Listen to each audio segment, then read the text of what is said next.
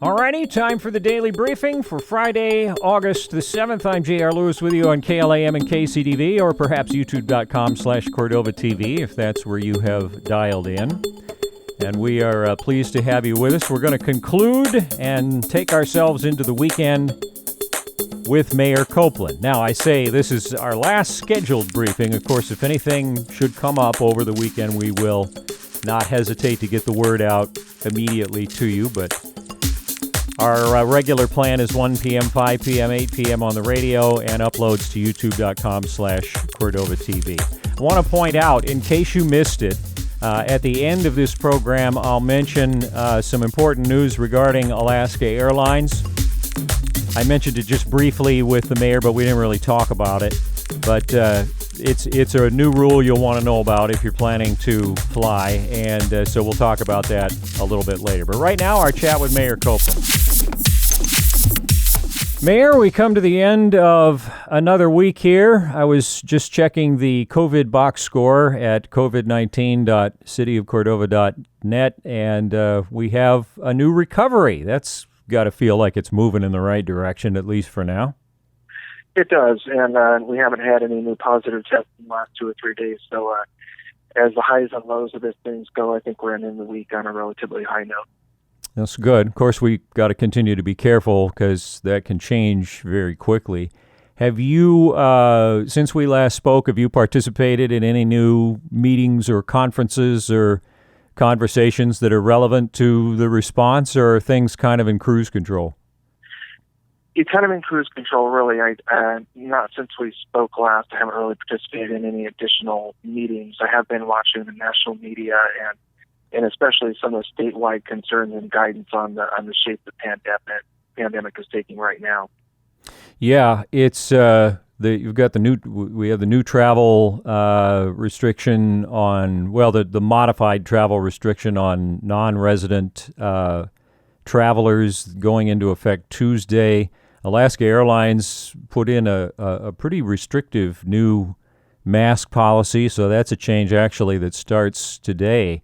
You know, I was looking at this morning on the talk show. It was interesting to see a state report on what are considered, based on the contact tracing, some of the main vectors for the rather large increase in cases last week. It certainly wasn't a good week for the state.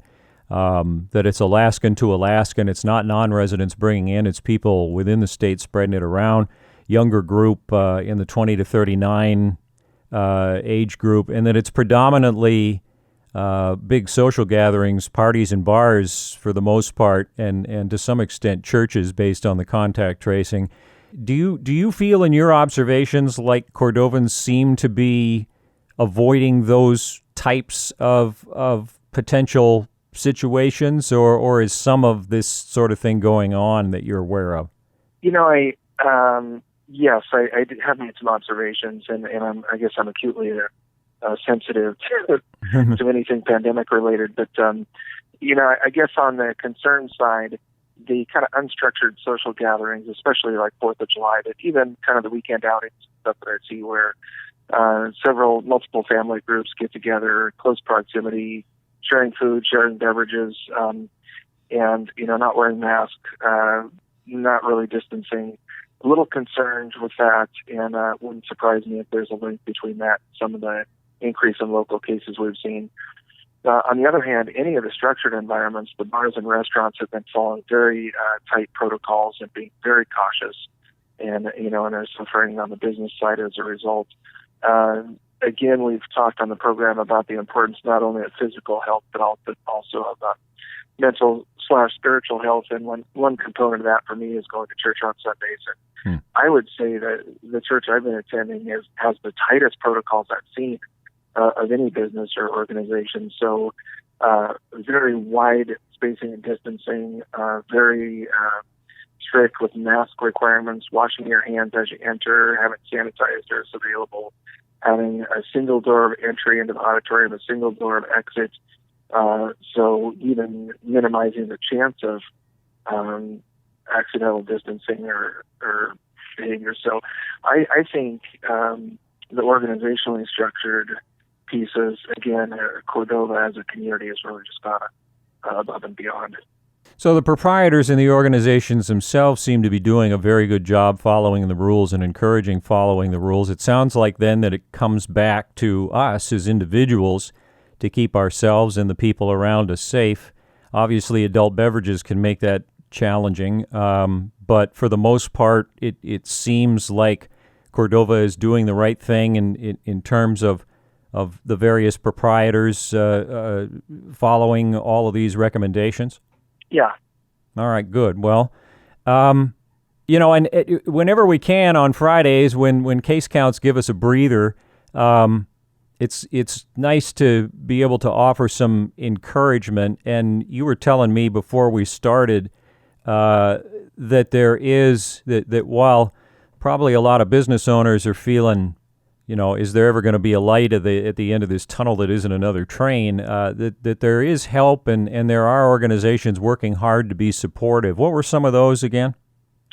We've got the CARES Act funding and resources that have been coming down, and Congress is considering another package. And the Cordova Chamber of Commerce has really been working tirelessly and to make the business community aware of those opportunities, assist and provide resources to help access them. And really has any business that isn't a member of the Chamber of Commerce, and Cordova really should be, because if ever, they're always a great resource, but particularly during this pandemic. And I think for some businesses, it's really going to boil down to make or break getting some of the assistance they need.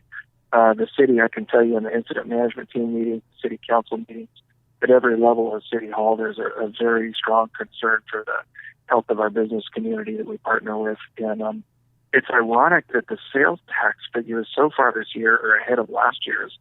But I guess if you look at the fact that the mail service, the ferry lack of service, and the inability for fishing fleets, example, to do more shopping outside, it's been kind of ironic in that regard. But that may be very localized to certain key businesses, the fuel and groceries and so forth.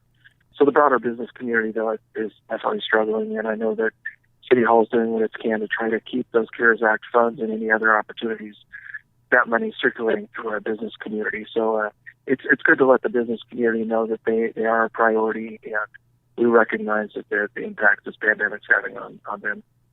Well, and I remember when I talked to Kathy, it seems like 38 years ago, but, was obviously a number of weeks. And actually that talk show is probably still up on our YouTube channel. But, she was talking about how she was speaking directly to that business that just feels like it's drowning in the midst of all of this, and how they don't want those businesses to feel that way. Reach out to the chamber, because some good conversations could help a business that has to change how it does business in this current paradigm, to help them not only adapt to that, but maybe make some changes or implement some new ideas that'll make them even stronger when they come out on the other side. And the city, in terms of your observations of how the city feels about the work the chamber is doing, you sound pretty encouraged still.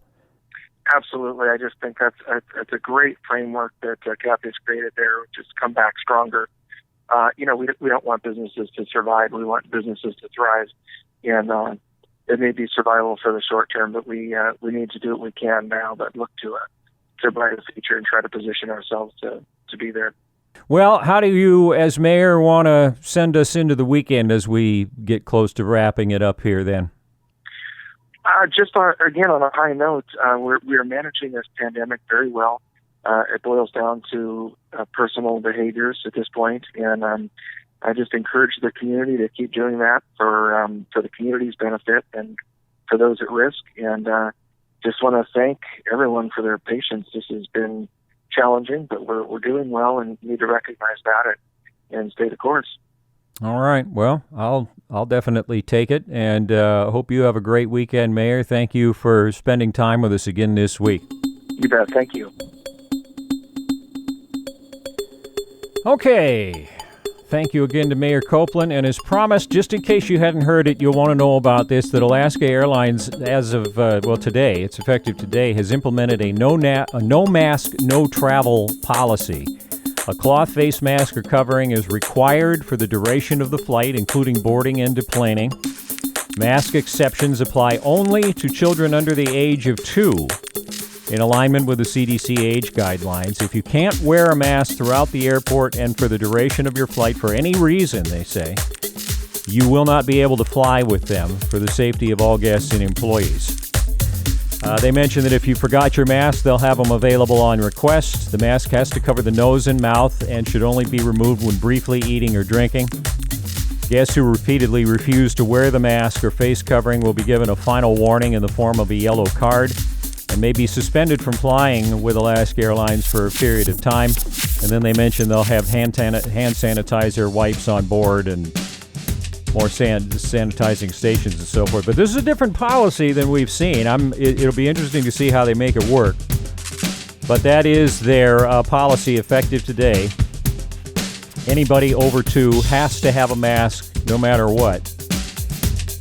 And I'll point out what I did this morning quick, by the way, that if you're irritated by that, and I imagine some folks will, don't take it out on the stewardesses or the flight attendants or desk clerks or anything like that. You know, certainly find out who you need to talk to in terms of lodging your complaint, but it doesn't do anybody any good for us to beat up on people who didn't make the rule.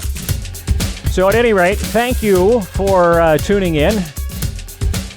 Daily briefings on weekdays, 1, 5, and 8 p.m., and also youtube.com/Cordova TV. We'll get you back to regular programming now here on the Clam and the Eagle.